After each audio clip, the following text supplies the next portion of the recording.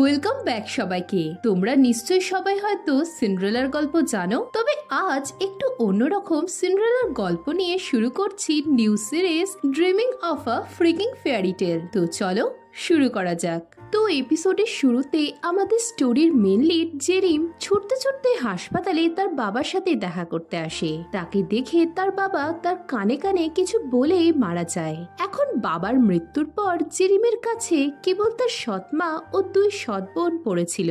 এখানে 20 বছর আগের সিন দেখানো হয়। জেরিমের বাবা একদিন পার্কে ব্যায়াম করাতে থাকলে সেখানেই তার সৎমা তাকে দেখে, আর প্রথম নজরেই জেরিমের বাবার প্রেমে পড়ে যায়। কিছুদিন পর সৎমা তার দুই মেয়েকে নিয়ে জেরিমের বাড়ি শিফট হয়ে গেলে জেরিমের আনকমফোর্টেবল ফিল হয়। আর এখন বাবা মারা যাওয়ার পর জেরিম আরো অস্বস্তিতে পড়ে।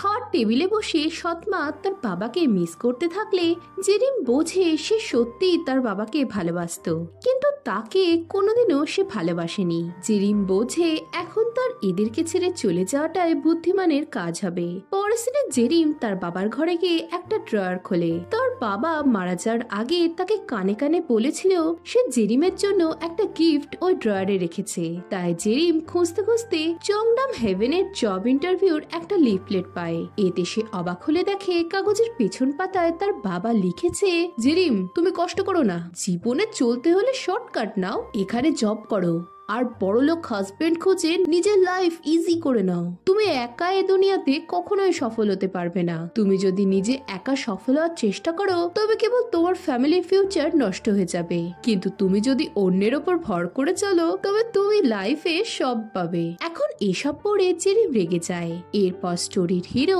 চামিনকে দেখি, যে গোলাপ হাতে চংডাম হেভেনে বসেছিল।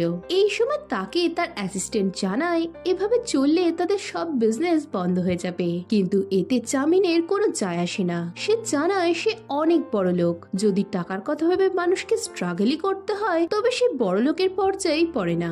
চামিন বলে, আমি অনেক লাকি, আমি রিচ ফ্যামিলিতে জন্মানোর জন্য শপথ নিয়েছি আমি আমার লাইফ অনেক এনজয় করে কাটাবো, তাই আমি টাকার জন্য ভাবি না, কেবল নিজের মনের কথা শুনি। এই শুনে অ্যাসিস্ট্যান্ট বলে সে যেন তার এমপ্লয়ীদের কথাও একটু ভাবে। সকলে যখন নানা কন্ট্রাক্ট সাইন করার কথা ভাবে তখন সে কেন তাদের বিজনেস বাড়ানোর কথা ভাবে না। এই শুনে চামিন বলে সে সকলের স্যালারি 10% বাড়িয়ে দেবে যাতে তারাও কাজ করে মজা পায়। এই শুনে অ্যাসিস্ট্যান্ট খুশি হয়। পরের সিনে জেরিমের ফ্রেন্ড জেরিমকে এসব নিয়ে আফসোস করতে বারণ করে। জেরিম বলে তার বাবা তার জন্য কোনোদিনই কিছু করেনি। যদি চিঠিটাতে তার বাবা তাকে সরি বলে তাকে ভালোবাসি বলতো তবে তার ভালো লাগতো, কিন্তু এসব না করে তার বাবা কি করে বলতে পারলো যে সে লাইফে একা সাকসেসফুল হতে পারবে না। জেরিমের ফ্রেন্ড বলে চংডাম হেভেনের এক এমপ্লয় এক রিচ লোককে রিসেন্ট বিয়ে করায় স্ক্যান্ডেল হয়েছে। এই শুনে জেরিম জানতে চায় তার লাইফেও কি এরকম কিছু হতে পারে। এতে ফ্রেন্ড বলে কেউই জানে না তার ভাগ্যে কি লেখা আছে। এরপর রাতে জেরিম স্বপ্ন দেখে তাকে সিন্ড্রেলা হতে বলায় সে তার বাবার ওপর অনেক রেগে যায়। এতে বাবা তাকে চিন্তা করতে বারণ করে বলে সে তার জন্য সমস্ত ব্যবস্থা করে রেখেছে। এই বলে সে একটা কুমড়ো ছুড়লে তার লতা জেরিমকে বেঁধে ফেলে। এখন এই ভয়ানক স্বপ্নে জেরিম জেগে উঠে অনলাইনে সার্চ করে যে স্বপ্নে কুমড়ো দেখার অর্থ কি। এতে জেরিম জানতে পারে এর মানে তার লাইফে ধন দৌলত আর খুশি আসতে চলেছে।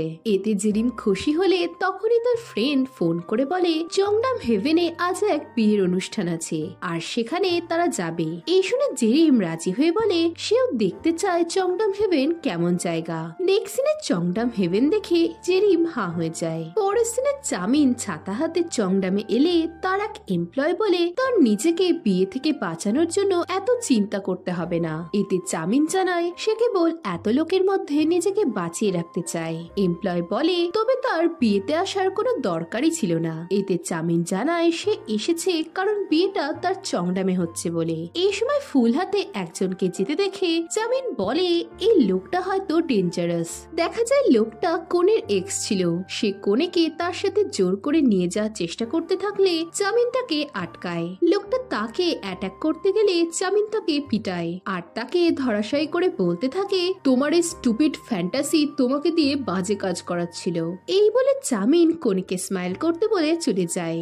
নেক্সট সিনে কোনে তার বাবার সাথে হাঁটতে থাকলে জেরিম তার কল্পনায় নিজেকেও তার বাবার সাথে ওয়েডিং গাউনে হাঁটতে দেখে। এরপর তার ফ্রেন্ড বলে তাদের লাইফে দুটো স্টেজ, রাউন্ড 1 সবকিছু র্যান্ডম, সেখানে পছন্দের বাবা মা পেতেও পারো বা নাও পারো, কিন্তু রাউন্ড 2 হলো সঠিক মানুষ চয়েস করা স্টেজ, যার সাথে তুমি বিয়ে করে হোল লাইফ কাটাবে। এই শুনে জেরিম বলে অলরেডি তার রাউন্ড 1 ফালতু কেটেছে, তাহলে কি এখন তার রাউন্ড 2 তে যাওয়া উচিত? এতে ফ্রেন্ড বলে জীবনটা অনেক বড়, তাই পাশে থাকার একটা মানুষের দরকার। এদিকে চামিনের অ্যাসিস্ট্যান্ট সুন্দরী মেয়েদের দেখতে থাকে, কিন্তু চামিন সকলের মধ্যে কেবল পাথর দেখতে পায়। অন্যদিকে ওয়েটার জেরিমের টেবিলে পামকিন কেক সার্ভ করলে জেরিম স্বপ্নের কথা ভেবে অনেক রেগে যায়। নেক্সট সিনে চামিন একটা রুমাল দিয়ে তার প্রিয় ছাতাটা মুছে রুমালটা টেবিলে রাখলে সেটা হাওয়ায় উড়ে চলে যায় আর সেটা জেরিমের কাছে আসে। এখন রুমালটা অনেক দামি ছিল, তাই সেটা পেয়ে জেরিম ভাবে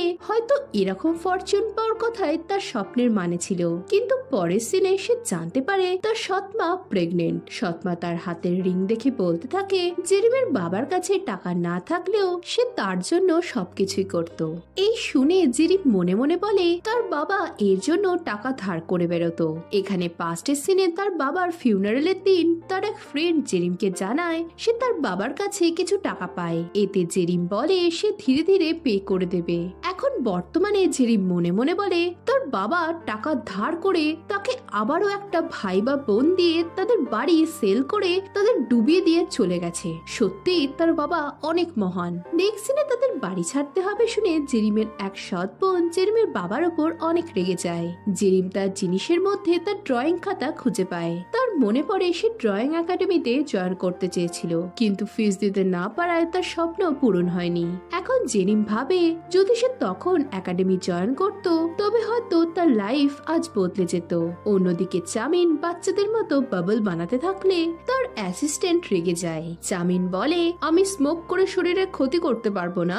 এতে অ্যাসিস্ট্যান্ট ভেবে বলে হ্যাঁ সত্যি, স্মোকিং প্রিন্স ব্যাপারটা বাজে দেখায়। এরপর চামিন বলে তার এমপ্লয় বিয়ে করে তাদের ছেড়ে চলে যাওয়াতে সে অনেক হতাশ হয়েছে। নেক্সট সিনে জেরিমরা নতুন বাড়িতে আসে।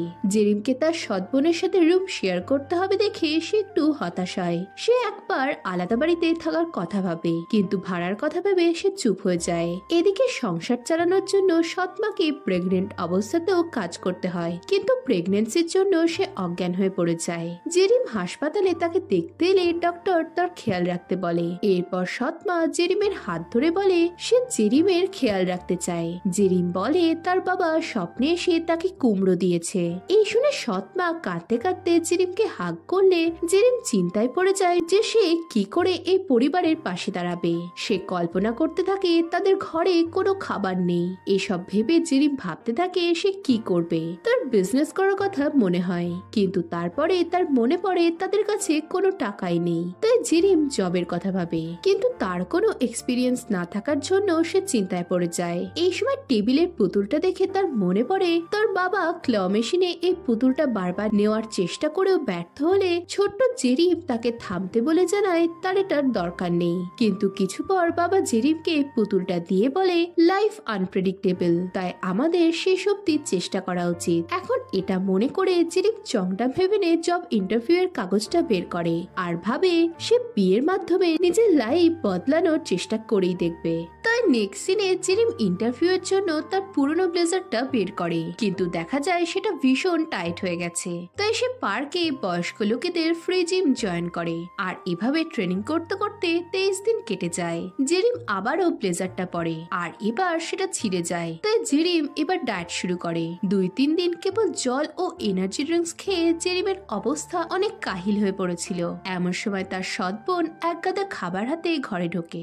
জেরিম তাকে দেখে বাইরে বাইরে গিয়ে খেতে বললেও সে শোনে না। এরপর ইন্টারভিউর আগের রাতে জেরিম আর থাকতে না পেরে ফ্রিজের কাছে যায়। তার সৎ বোন তার অবস্থা দেখে খাওয়ার কথা বললে জেরিম রাজি হয়ে যায়। এরপর তারা সব খাবার একসাথে মিক্স করে খেতে শুরু করে। পরদিন জেরিম তার ফেসের অবস্থা দেখে মেকআপ শুরু করে আর ভাবে সে কেন গত রাতে খাবারগুলো খেলো। পরের সিনে জেরিম তার বড় বোনের জুতো পরে আর জুতোকে বলে সে যেন তাকে ফরচুনের কাছে নিয়ে যায়। এরপর জেরিম ইন্টারভিউতে যাওয়ার জন্য বেরিয়ে পড়ে। অন্যদিকে অ্যাসিস্ট্যান্ট চামিনকে ক্যান্ডিডেটদের লিস্ট দিলে চামিন বলে তাদের এমন কাউকে খুঁজতে হবে যে তাদের জব ছাড়বে না। অ্যাসিস্ট্যান্ট বলে তার বিশ্বাসই হচ্ছে না যে সিনে কেবলমাত্র ভালোবাসার টানে জব ছেড়ে দিল। এতে চামিন বলে ভালোবাসা বলে কিছু হয় না, সিনে অনেক হিসেব নিকেশ করে বিয়ে করেছে। কিন্তু অ্যাসিস্ট্যান্ট তার এসব কথা মানতে পারে না। সে বলে মানুষ প্রেমে পড়লে অনেক কিছুই করতে পারে, ভালোবাসা অনেক বড় শক্তি। এসব শুনে চামিন এসব বিশ্বাস করে না। পরের সিনে জেরিম চংডামে আসে। সিঁড়িতে ওঠার সময় তার ফ্রেন্ড তাকে মেসেজ করে ইন্টারভিউর জন্য সাহস জোগাতে থাকে। এসব দেখে জেরিম খুশি হয়ে তার জুতোর দিকে তাকালে তার পা থেকে জুতোটা খুলে সিঁড়ি দিয়ে নিচে পড়ে যায়। এই দেখে জেরিম সেটা আনতে গেলে চামিনের সাথে তার দেখা হয়। চামিনকে তার জুতো হাতে দাঁড়িয়ে থাকতে দেখে জেরিম হা হয়ে যায়। সে ভাবে সে কি তবে তার লাকি ম্যানকে পেয়ে গেছে। এদিকে চামিন বলে আমি তোমায় সু করব। জেরিম এতটাই আনন্দে ছিল যে সে ভাবে তার সুন্দরতা দেখে হয়তো ছেলেটা প্রেমে পড়ে গেছে। জেরিম এ কথার মানে জানতে চাইলে চামিন বলে তাকে মারার চেষ্টা করার জন্য সে জেরিমকে সু করবে। এই শুনে জেরিম হা হয়ে চামিনকে দেখতে থাকে। আর এর সাথে এপিসোড 1 শেষ হয়ে যায়। এখন এরপর কি হবে জানতে হলে ভিডিওটাতে লাইক ও কমেন্ট করো, আর নতুন হলে চ্যানেলটা সাবস্ক্রাইব করে দাও। তো দেখা হচ্ছে নেক্সট ভিডিওতে। বাই।